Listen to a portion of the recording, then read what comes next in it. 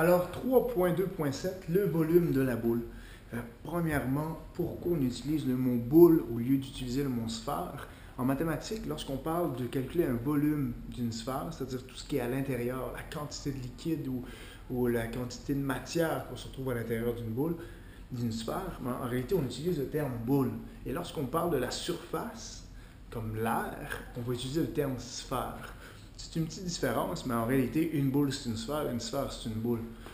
Donc, comment est-ce qu'on fait pour calculer le volume de cette boule-là? Tout simplement, c'est une formule. Une formule que je ne te demande pas d'apprendre par cœur, mais de savoir comprendre, donc comment l'utiliser. Et la formule est la suivante, c'est le volume, V pour volume, c'est 4 multiplié par le pi, multiplié par le rayon à la 3. Faites attention de ne pas le mettre à la 2, mais bien à la 3. Et on divise le tout par 3. Donc, ça fait 4 pi R3 divisé par 3. Et tout simplement, c'est de l'application.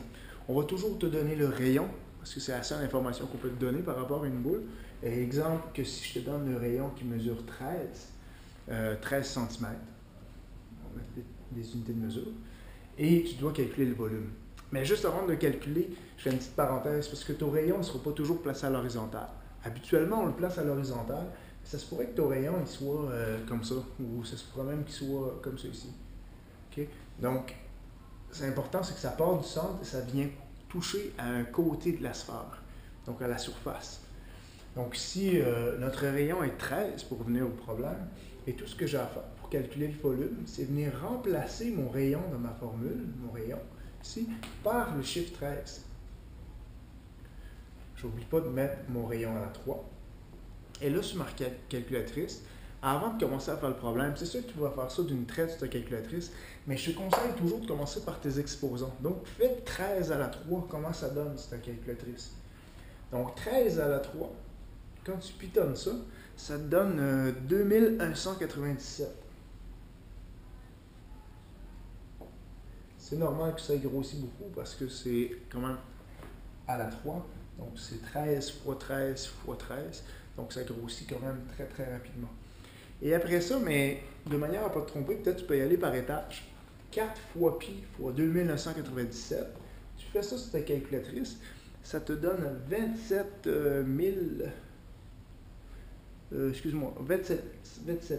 594,32. Et n'oublie pas de diviser le tout par le chiffre 3.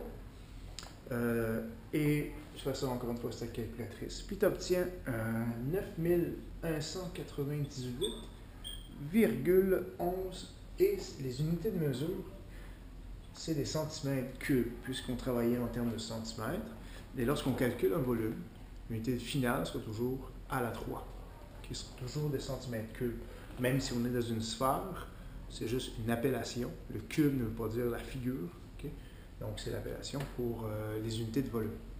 Donc, volume est égal à 4 fois pi fois le rayon à la 3, divisé par 3.